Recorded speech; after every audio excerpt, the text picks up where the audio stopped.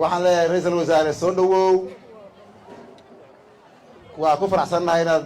timaaddo galmudug noogu timaaddo adoo howlo muhiima iyo shaqooyinka dalka qayb ka mida haya oo u soo safray waxaan ku leenahay ku soo dhawow galmudug deegaankaagii iyo dalkaagii madaxda u ahayd intaas kadib caaway waa habeen ummadda soomaaliyeed meel ay joogtaba xasuus gaara ku leh waa habeenkii calan soomaaliyeed oo xor ah laga taagay geyga soomaaliyeed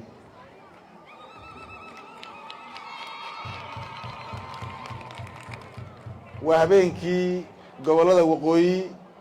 ay ka xoroobeen ay xornimadooda ka soo ceshteen gumaystihii ingiriiska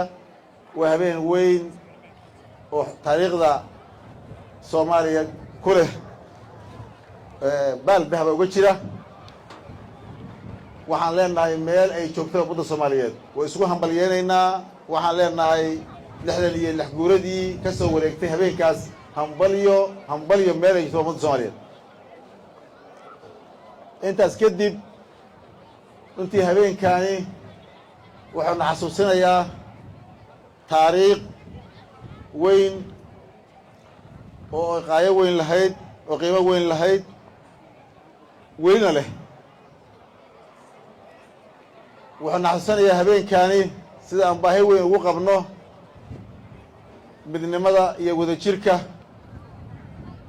dhuleed xornimada siyaasadeed ummadda soomaaliyeed oo runtii wakti dheer kadib aan ka xunnahay inay caaway sidii la rabay aysan wada ahayn laakiin aan ku taamayno inay soo noqon doonto waxyaabaha yaryar oo jiraan dhammaan doonaan midnimadii iyo wadajirkii ay habeenkaani u ahayd calaamaddana ay sideedii iyo qiimaheedii kusoo laaban doonto hadii laa yidhaha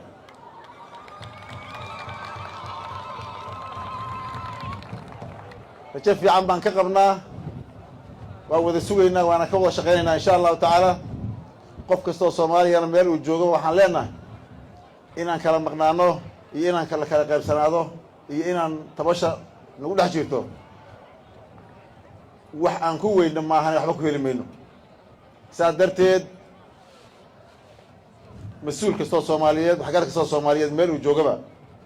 waxaan dardaarmaynaa inaan tabashooyinka naga xallisano inaan soo ceshanno wadajirkeennii annagoo suntii si gaar ah u carabaabayna walaalaheenna soomaaliyeed ee reer waqooyi galbeed ama somalilan waxaan leenahay walaalayaal sideedannadii iyo xoogganagii iyo wadajirkanagii aan soo ceshanno dhinaciinana ka dadaala soomaalida inta kalena waxaan leenahay walaalnimo ku habboon iyo dadaal ku aadan ha loo muujiyo meel la joogaba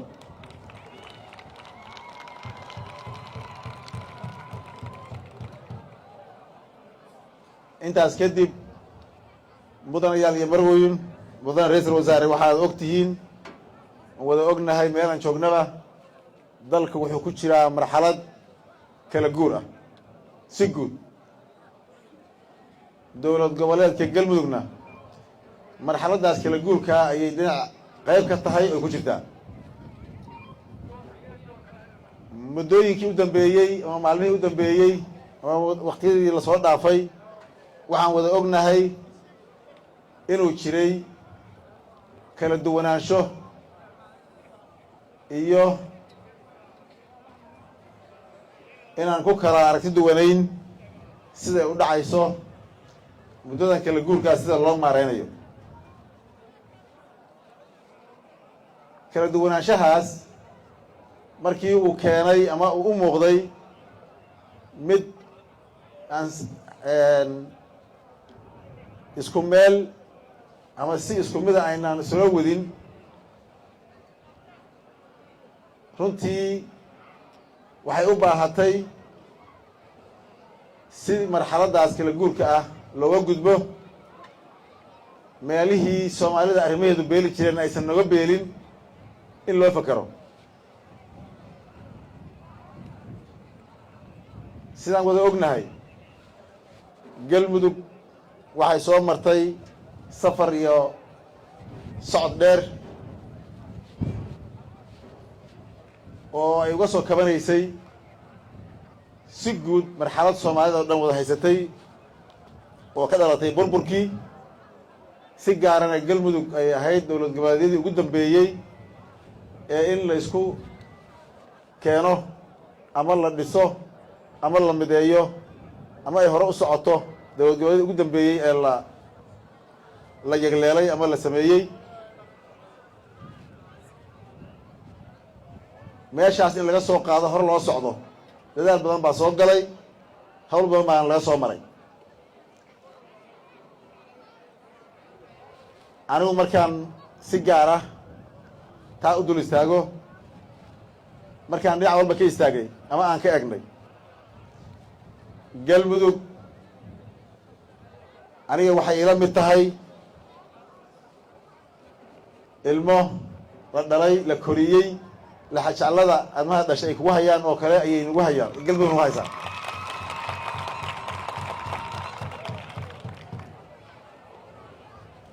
runtii si laxajaclo leh xanuun ay nagu hayso inaan aragno iyadoo meeshay maanta soo gaartay dib uga noqotay markaan u fakernay markaan tashanay waxaan go-aansaday broseska hadda socda anigu inaan ka haro oo aan ka tanasulo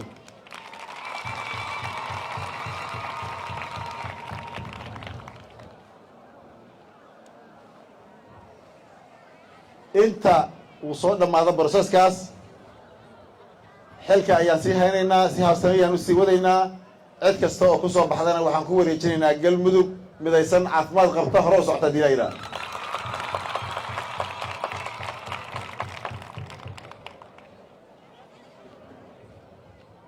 marxaladdan kala guurka markaan sidaas leeyahay waxay qusaysaa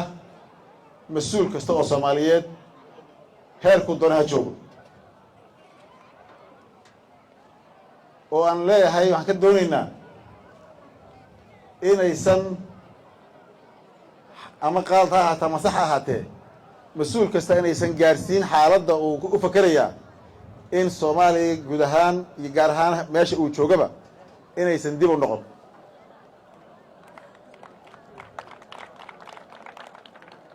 inuu u fakero soo kabashada iyo dowlad dhiska muddadan dambe soo socday jamhuuriyaddii saddexaad inuu meeshiisa ka sii socdo qofku aragti kasta uu qabayna uu ka hormariyo midda soomaaliya cad ka mida ama soomaaliya guud ahaan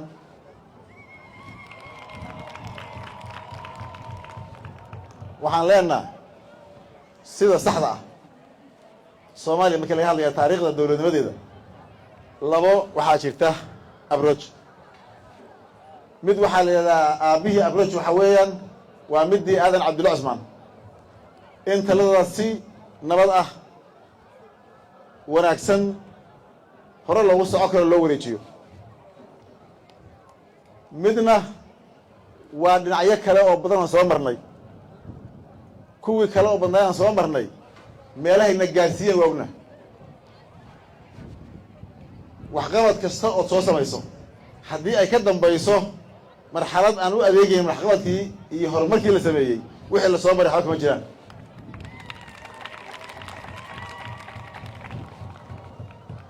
sidaas darteed waxaan rabnaa aan ku celinayaa xukunka sida loo wax u wadeegayaan ama sida aad samaynaysaa ma kugu habboon tahay mase kuguma habboona ma saxbaa mase waa qalad xagga iska dhig waxaan mar walba la rabaa inaadan isku dhejin ee aad ka fiiriso wixii lasoo dhisay iyo wixii lasoo dhaqay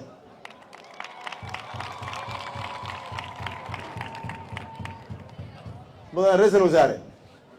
waxaan rabnaa xukunka inaan la isku dhejine hore loo socdo haddii la yidhaha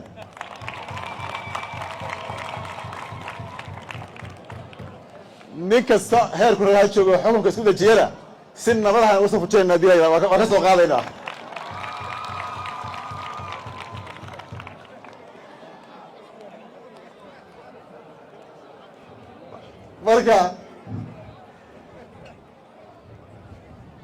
marka hawsha galmudug ay soo dhamaato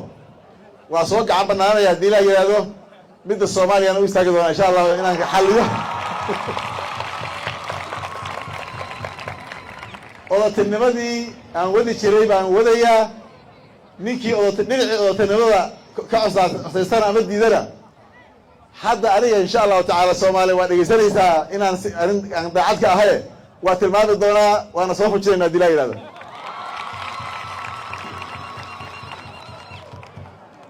marka dhinacyada hadda muranka iyo khilaafaadku ka jirana inaan dib u noqono iyo wax naga xumaadaan aqbali mayne ha u diyaar garoobeen inay hawshu si nabada ku soconsa hadii la yidhahdo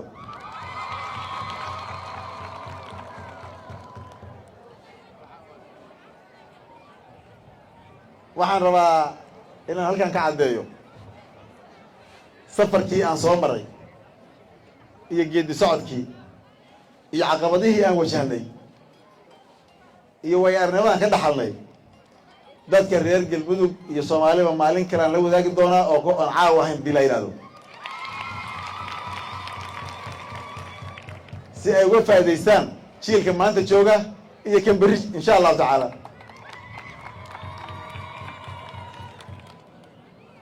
galmudugna inta hadda hawshu soo dhamaato oo sii hogaaminaya markaan wareejiye halkaa uga tegi maye oday geed fadhiya oo weliba galmudug jooga oo ka ilaaliya waxaa nafteyda u diiday ka ilaaliyaa noqonaya hadii la yidhahdo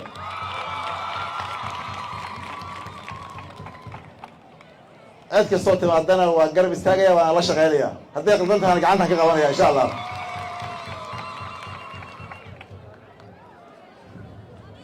waxaa noo ballana horumarkii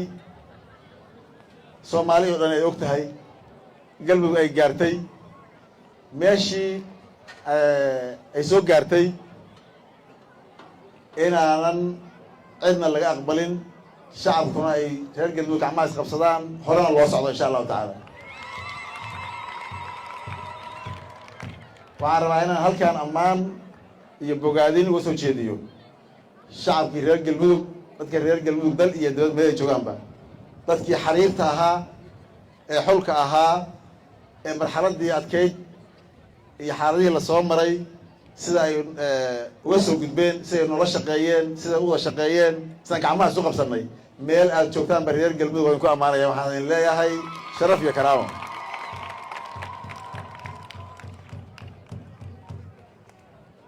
waa sii wada soconaynaa waa sii wada jiraynaa haddii ilaaha yidhaahdo markii aan idhi haddaan soo gacan banaada xaggaan u socdaa nabadda iyo wadajirka iyo xalkaan ugu socdaahe dadka qaar yaan wadnuhu sii xanuuno inaan hadda hawshii durba u istaagayo yaa loo malayn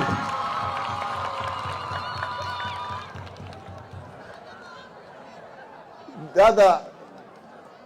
odayeyn baan u socdaahe hadda nin ayaantan bardhow ma riixi doone xoogaa sii yaa saas iga dareensanin marka waxaan leeyahay dadka soomaaliyeed meel ay joogaanba walaalayaal aan isu kaashanno midnimadeenna iyo wadajirkeenna aan u midoowno sidii aan beri ahaa jirnay iyo midnimadeenna meeshii lagu gaaray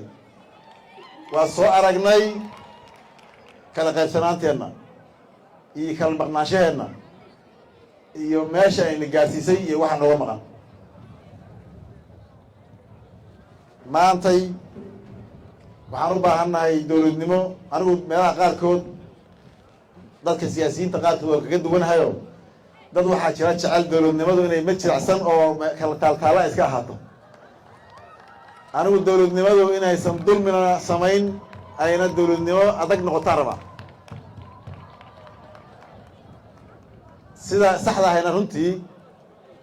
dee dowladnimaduna say u muuqataan laku qaybanaya nidaamkan federaalka ah oo mararka qaarna aan si u dhaqanno sina ayna aan u dhaqminna waxaan rabnaa si annaga meel aan joognaba xeerarka iyo shuruucda noo qoran inayna xakamayso, inayna celiso, inayna hogaamiso, aysan hogaamin dabceena iyo sida aan hankeenu u yahay. marka waxaan leeyahay aan hore u soconno dhammaan reer Soomaaliya meel joogtaba, reer Galmudugow, walaalayaal, mudanayaal iyo marweyn meel aad joogtaanba, waxaan leeyahay midnimo, wadajir, horumar, halkaan joogno kasii soconno insha allahu tacaala. maalin kalena waa dardaarmi doonaa, waana soo wada joogi doonaa insha allah. allah idin sharfo. madaxda ra-iisul wasaare waa kuu mahad celinayaa mar kale. waxaan rabaa halkaa inaan ka ammaan ra-iisul wasaaraha, runtii aan ammaan iyo bogaadin ujeediyo dadaalkiisa iyo odayeynta iyo sida wanaagsan ee uu halkan runtii hadda noogu yimid. dadka Soomaaliyeedna, Soomaalida waxay jecel yihiin nin wax kala tuurtuure, sida uu nin maslaxiya oo maslaxada jecel u yahay. aad iyo aad baan ugu ammaanaya. sidoo kale waxaan rabaa halkaa inaan isagana ka ammaano taliyaha nabad sugidda iyo sirdoonka qaranka oo dadaalka iyo iswaafajinta iyo nabadeynta qayb ka soo qaatay. intii gacan ka geysatana waxaan leeyahay waa mahadsantihiin. guul, sharaf iyo karaamo. waxaan is leeyahay caaway habeenkan 26 Juun